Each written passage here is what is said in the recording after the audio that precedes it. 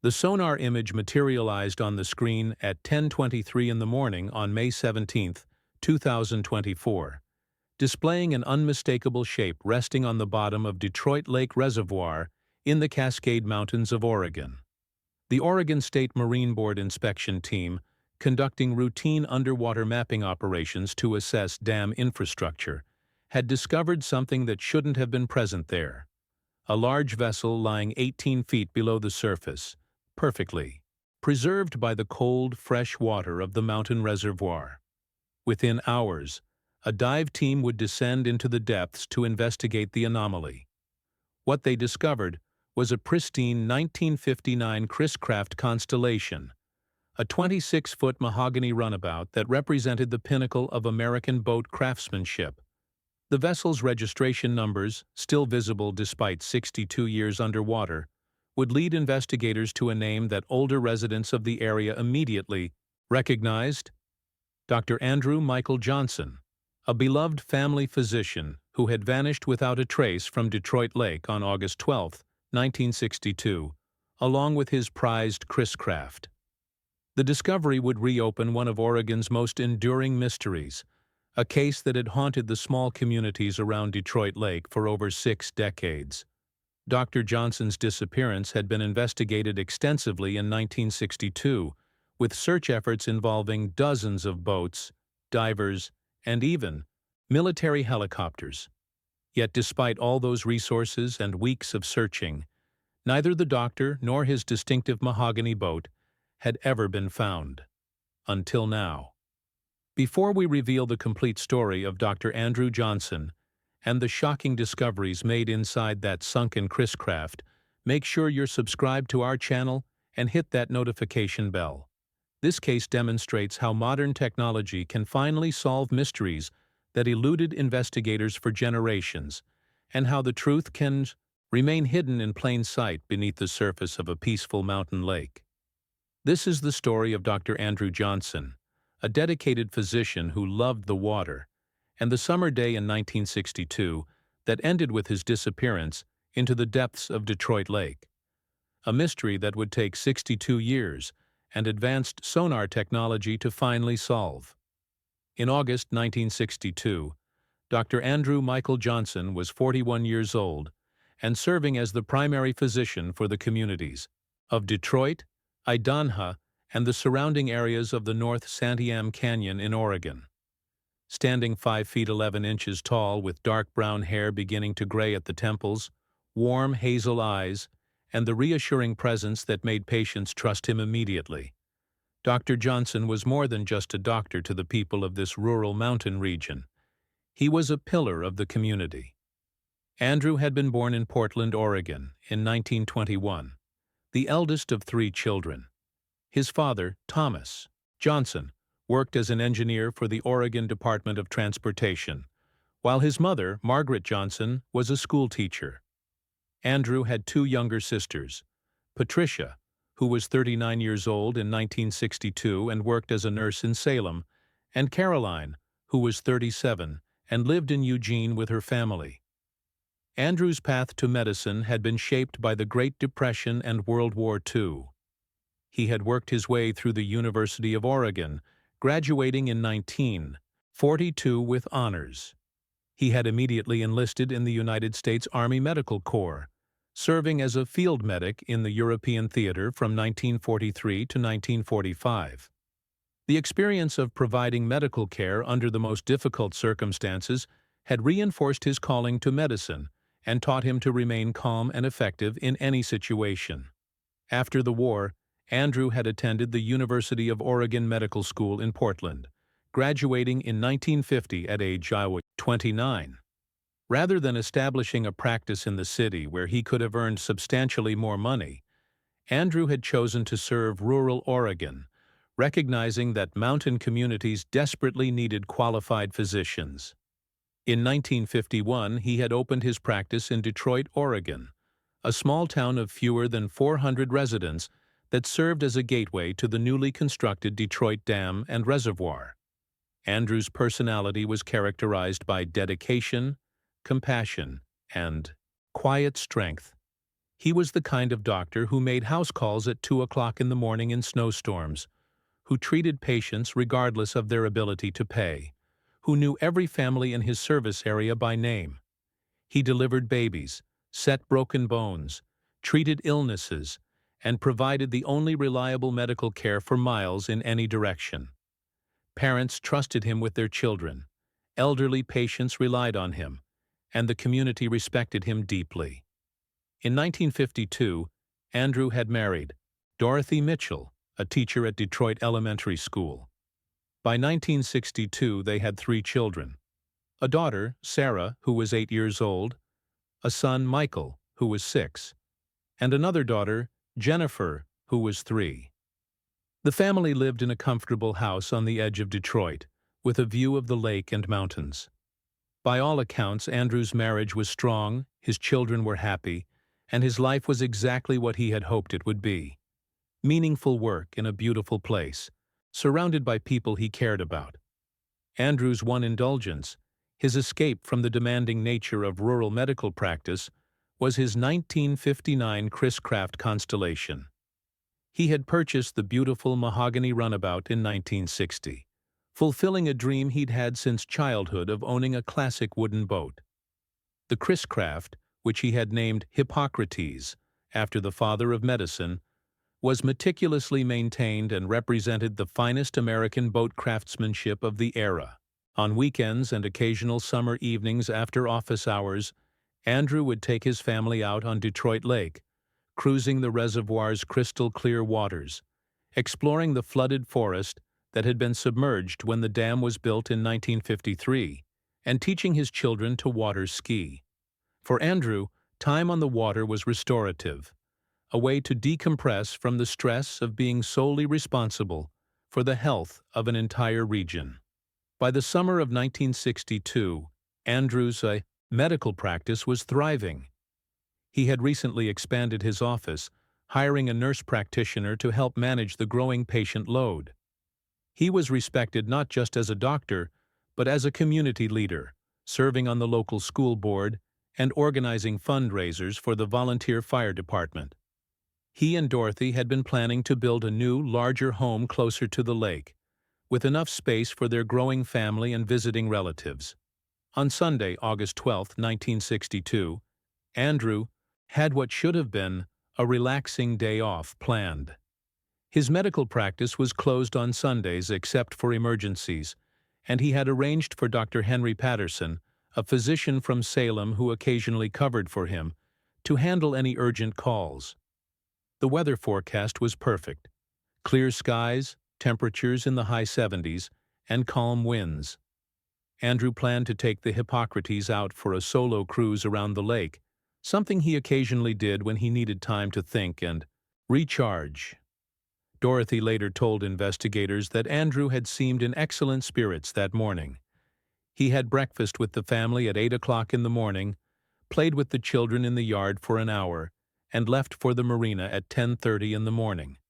He had kissed Dorothy goodbye, told her he'd be back by 3 o'clock in the afternoon for dinner, and promised to bring the kids out on the boat the following Sunday.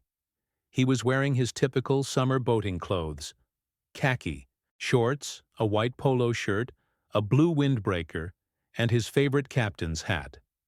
Andrew arrived at Detroit Lake Marina at 10:45 in the morning. The marina manager, Robert Stevens, saw him preparing the Hippocrates for departure, conducting his usual thorough pre-departure check of the engine, fuel, and safety equipment. Several other boaters at the marina that morning later reported seeing Andrew, noting that he appeared relaxed and happy, perhaps looking forward to a few hours of peaceful solitude on the water. At 11:12 in the morning, Andrew Johnson departed Detroit Lake Marina aboard the Hippocrates, heading north toward the upper reaches of the reservoir. Multiple witnesses watched the distinctive mahogany Chris-Craft cruise away, its powerful engine purring smoothly, leaving a clean wake across the calm water.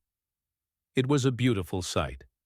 A classic boat on a perfect summer day, piloted by a man who seemed to have everything a person could want. It was the last time anyone would see Dr. Andrew Johnson alive. and the truth about what happened to him during that solo cruise would remain hidden beneath 18 feet of cold mountain water for 62 years, until modern technology finally penetrated the depths of Detroit Lake and revealed the fate of the beloved physician and his beautiful Chris-Craft. The afternoon of August 12, 1962, began to feel wrong around 3:30 in the afternoon, when Dr. Andrew Johnson still hadn't returned to Detroit Lake Marina as he had promised Dorothy he would. Robert Stevens, the marina manager, noticed that the Hippocrates designated slip remained empty, and he remembered that Dr. Johnson had said he'd be back by 3 o'clock in the afternoon. It was unusual for the doctor to be late. He was punctual almost to a fault, and he was meticulous about keeping his word. By 4 o'clock in the afternoon, when Andrew still hadn't appeared, Dorothy Johnson called the marina looking for her husband. Robert told her that Andrew hadn't returned yet, but suggested that perhaps the doctor had simply decided to extend his cruise, enjoying the perfect weather. Dorothy wasn't reassured. Andrew always called if his plans changed, and he would never worry her unnecessarily. At 4:30 in the afternoon, Robert Stevens took his own boat out onto Detroit Lake to look for the Hippocrates. The lake, created by the Detroit Dam completed in 1953, stretched approximately 9 miles long and covered approximately 3,580 acres at full capacity. Despite its size, the distinctive mahogany Chris-Craft should have been easy to spot on a clear summer afternoon. But as Robert cruised the main channels and popular coves, he saw numerous boats enjoying the Sunday weather, none of them the Hippocrates. By 5 o'clock in the afternoon, Dorothy had called the Marion County Sheriff's Department to report that her husband was overdue from a boating trip. Deputy James Martinez was dispatched to Detroit Lake Marina, arriving at 5:25 in the afternoon. He interviewed Robert Stevens and other boaters at the marina, establishing that Dr. Johnson had left at 11:12 in the morning and hadn't been seen since. Deputy Martinez immediately recognized the seriousness of the situation. Dr. Johnson was an experienced boater who knew Detroit Lake well. He was responsible, careful, and not someone who would take unnecessary risks. The fact that he was over 2 hours overdue without any contact suggested that something had gone seriously wrong. By 6 o'clock in the evening, a coordinated search effort was underway. The Marion County Sheriff's Department had dispatched multiple boats onto the lake. The United States Forest Service, which managed much of the land around Detroit Lake, contributed personnel and vessels. Local volunteer search and rescue teams mobilized. Within an hour, over 20 boats were searching the reservoir, scanning the shoreline and open water for any sign of Dr. Johnson or his Chris-Craft. The search continued until darkness made further efforts unsafe, resuming at first light on Monday, August 13th. By Monday afternoon, the search had expanded dramatically. A helicopter from the Oregon National Guard joined the effort, providing aerial surveillance of the entire reservoir. Professional divers from the Oregon State Police began searching known hazard areas, submerged trees, from the flooded forest, rocky outcroppings, and the areas near the dam. As Monday turned to Tuesday with no sign of Andrew or his boat, the investigation began to shift from rescue to recovery. Sheriff Thomas Wilson, who had taken personal command of the search, assembled a team of investigators to examine every possibility of what might have happened. The theories fell into several categories, each with troubling implications. Theory number 1. Boating accident. The most likely explanation seemed to be that Andrew had experienced some kind of accident while out on the lake. Perhaps the Hippocrates had struck a submerged object. The flooded forest beneath Detroit Lake contained numerous hazards. Perhaps Andrew had fallen overboard and been unable to climb back into the boat. Perhaps there had been a mechanical failure that caused the boat to sink. But this theory had significant problems. The weather had been perfect that day. No storms, no high winds, nothing that would have made boating dangerous. Andrew was an experienced boater who wore a life vest and followed safety protocols. And most significantly, If the boat had sunk, why hadn't it been located? Divers had searched the areas where Andrew was most likely to have cruised, but found no trace of the Chris-Craft. Theory number 2. Medical emergency investigators considered whether Andrew might have suffered a heart attack, stroke, or other sudden medical condition while alone on the boat. If he had become incapacitated, the boat could have continued running on its own until it ran out of fuel, potentially ending up far from where anyone expected to find it. But Andrew was in excellent health, with no known medical conditions. He had a physical examination just 3 months earlier that showed no concerns. And even if he had suffered a medical emergency, where was the boat? Where was his body? Theory number 3. Voluntary disappearance. Despite how unlikely it seemed, investigators had to consider whether Andrew had staged his own disappearance. Had there been financial problems? Marital issues? Some reason why a respected physician would abandon his life? Sheriff Wilson's investigators examined Andrew's finances, finding them completely in order. They interviewed Dorothy extensively about their marriage, and she was adamant that they were happy and had no serious problems.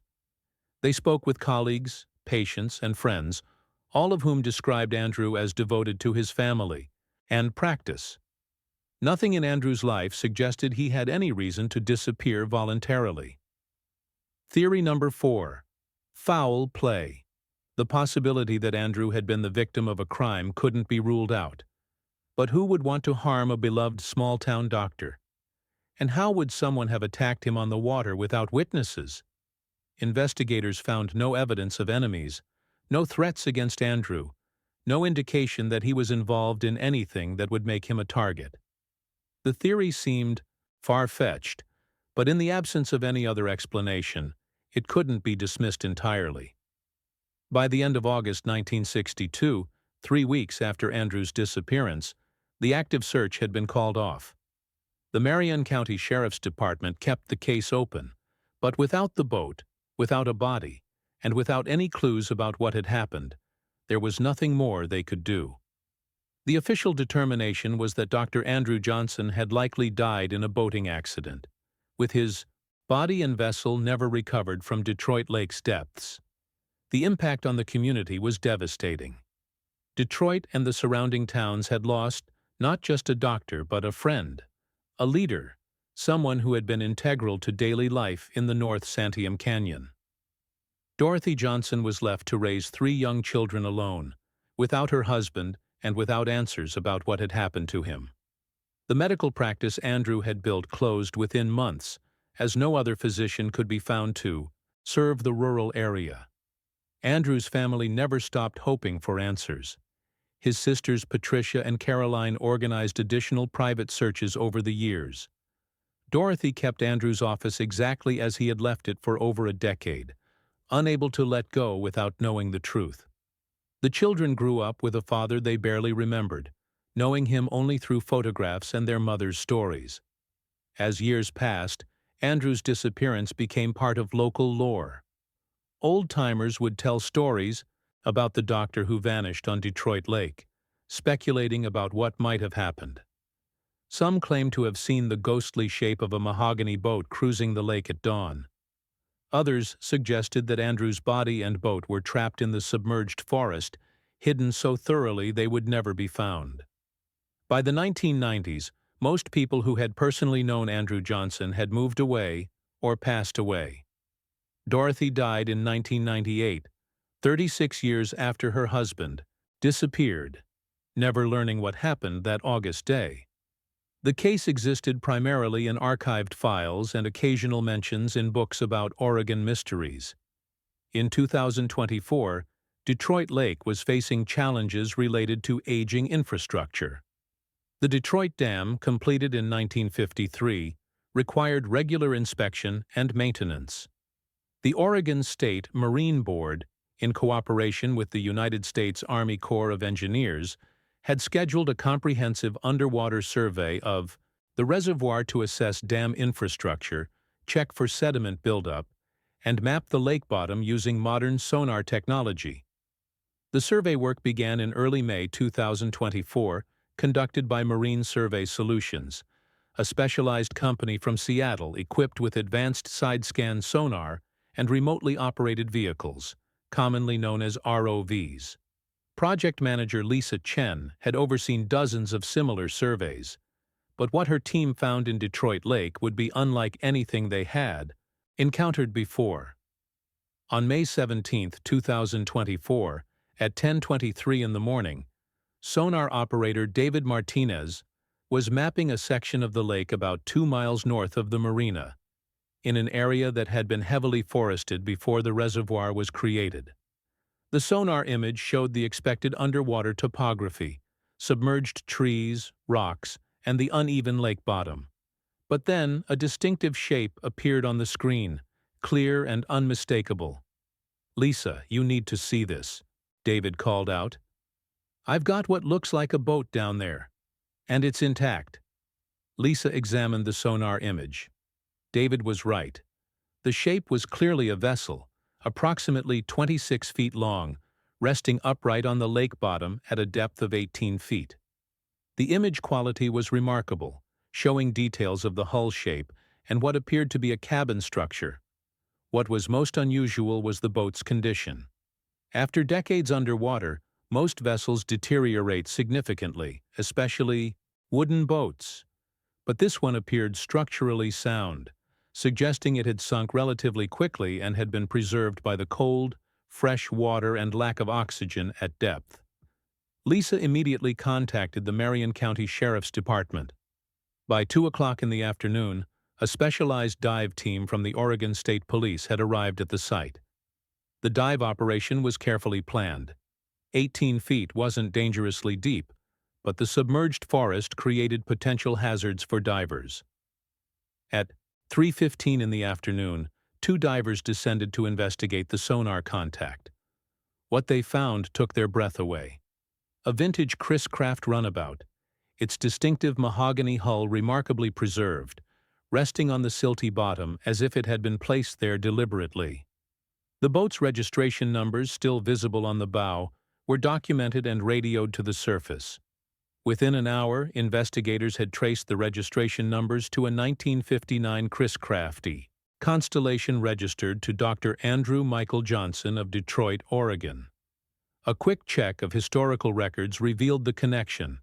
Dr. Johnson had disappeared on Detroit Lake on August 12, 1962, along with his Chris-Craft, in a case that had never been solved.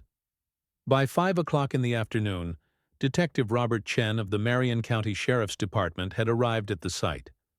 The discovery of a 62-year-old missing boat with potential human remains required careful handling and extensive investigation.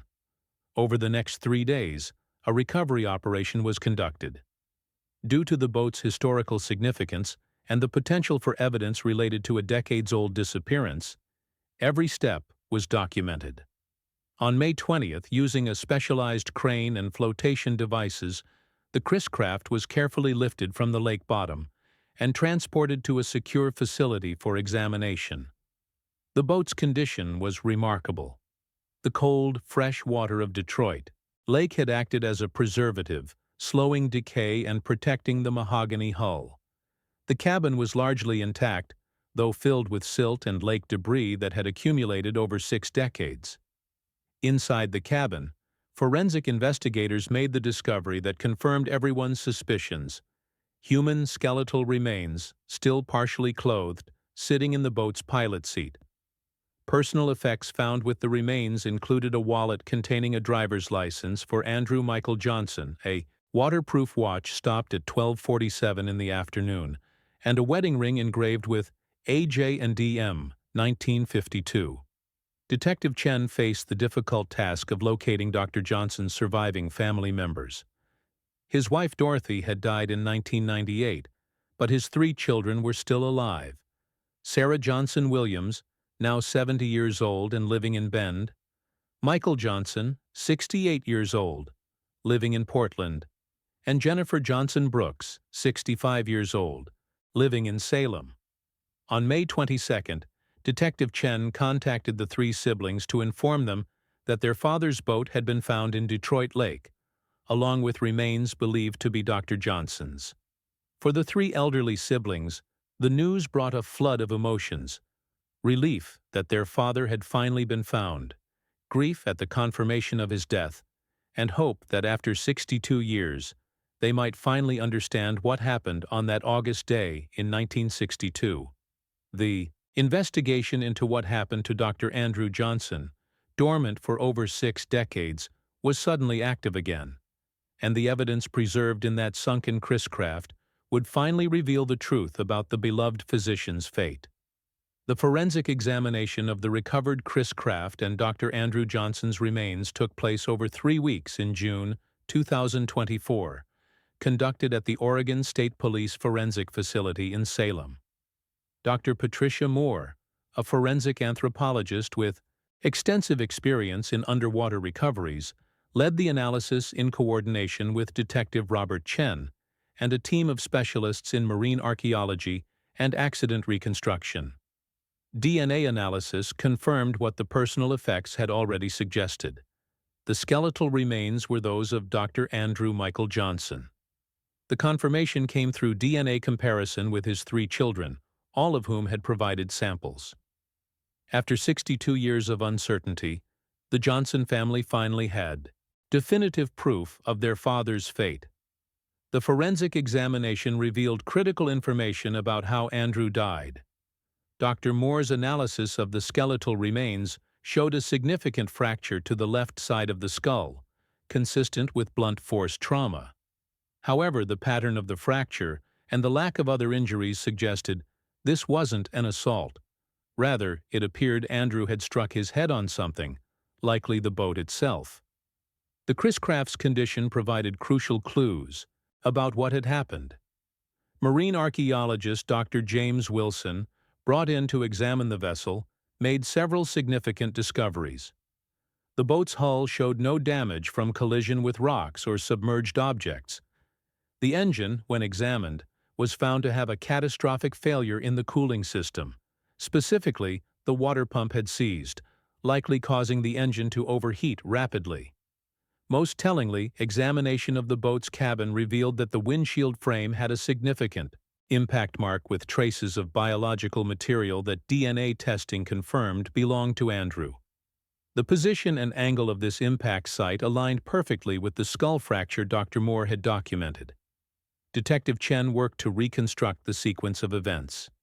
Historical weather records showed that on August 12, 1962, while the morning had been calm, a sudden afternoon wind event had developed around noon. Not unusual for Detroit Lake, where mountain geography can create unexpected gusts.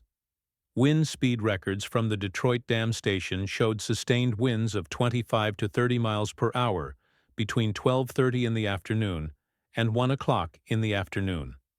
The theory that emerged from the evidence was both tragic and remarkably simple. Dr. Andrew Johnson had been enjoying his solo cruise on Detroit Lake when his boat's engine suffered a mechanical failure, likely around 12:30 in the afternoon, based on the watch found on his body. The engine would have begun overheating immediately, and the sudden loss of power combined with the unexpected wind conditions would have left the boat vulnerable to the choppy waves that the wind had created. In attempting to deal with the engine emergency, perhaps trying to restart it or investigate the problem, Andrew had been thrown off balance by the boat's motion in the rough water. He had struck his head on the windshield frame with enough force to cause a severe skull fracture and, likely, immediate unconsciousness. The Chris-Craft, now powerless and pilotless, would have drifted with wind and current.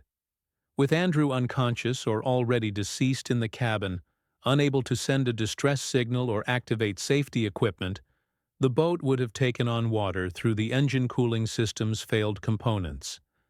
The vessel would have gradually filled and sunk, coming to rest on the lake bottom in an area that wasn't part of the initial search grid. Searchers in 1962 had focused on the more obvious routes Andrew might have taken, while the boat had drifted nearly 2 miles from where he was last seen. The cold, fresh water of Detroit Lake and the depth at which the boat came to rest had created nearly perfect preservation conditions. The lack of significant current at 18 feet depth, the low oxygen environment, and the cool mountain water temperature had prevented the rapid decay that would normally occur, essentially creating a time capsule that preserved both the boat and evidence of what had happened. Detective Chen also discovered something significant in historical records. The 1959 Chris-Craft Constellation had a known issue with water pump failures, documented in service bulletins from the manufacturer. The problem had led to a recall in 1963, a year after Andrew's death. If Andrew had lived just one more year, he would have received notification of the defect and could have had it repaired. The Yawa investigation also revealed why the 1962 search had failed to locate the boat. The search efforts had been concentrated in areas where Andrew was known to typically cruise and along the most direct routes. The 2-mile drift before sinking, driven by the afternoon wind event, had placed the Chris-Craft well outside the search zone. Additionally, 1962-era search technology was limited.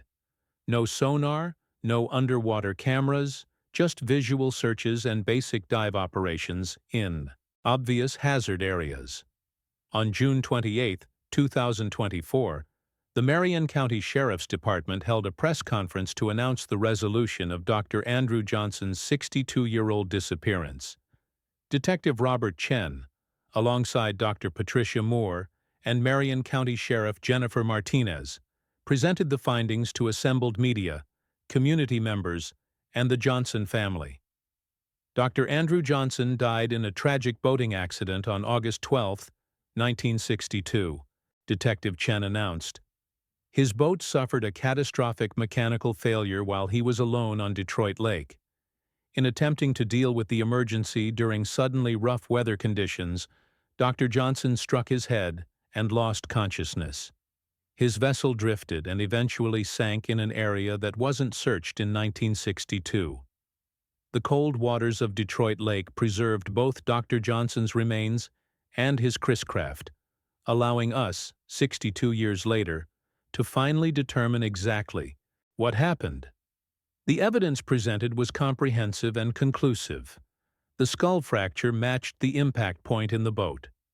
The engine failure explained why Andrew couldn't return to shore or signal for help.